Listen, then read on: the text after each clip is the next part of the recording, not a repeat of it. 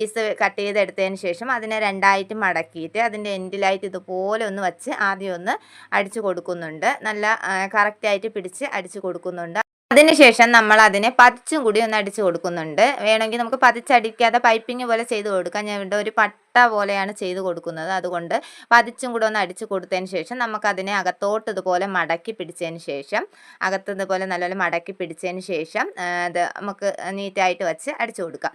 അതായത് അകത്തെ ഭാഗത്ത് നമുക്ക് എന്താണ് സ്റ്റിച്ചിങ് ഒന്നും തയ്യൽ തുമ്പൊന്നും പുറത്ത് കാണാത്ത രീതിയിൽ നമുക്കിതുപോലെ കവർ ചെയ്ത് അടിച്ചു കൊടുക്കാം. അപ്പോൾ നമുക്ക് അകത്ത് ഭാഗം കാണുമ്പോൾ നല്ല നീറ്റായിട്ട് തന്നെ ഇരിക്കും. ഇതുപോലെ പട്ടയും കൂടെ അടിച്ചാണ് ഞാനിങ്ങനെയാണ് പഫ് സ്ലീവ് ചെയ്യുന്നത്. അല്ലാതെ നോർമലായിട്ടും ചെയ്യും, അതായത് ഇതുപോലെ പട്ട വയ്ക്കാതെയും ചെയ്യും. പിന്നെ ഇതാകുമ്പോൾ കുറച്ചും കൂടെ ഒരു ഭംഗിയാണ് കാണാനായിട്ട്. മറ്റേതൊരു അത്ര ഒരു നീറ്റായിട്ട് ഇരിക്കത്തില്ല. അപ്പോൾ ഇങ്ങനെ ആകുമ്പോഴത്തേക്ക് കുറച്ചും കൂടെ നല്ല നീറ്റായിട്ടിരിക്കും. അപ്പോൾ ഇതുപോലെയാണ് ഞാൻ പഫ് സ്ലീവ് ചെയ്യുന്നത്.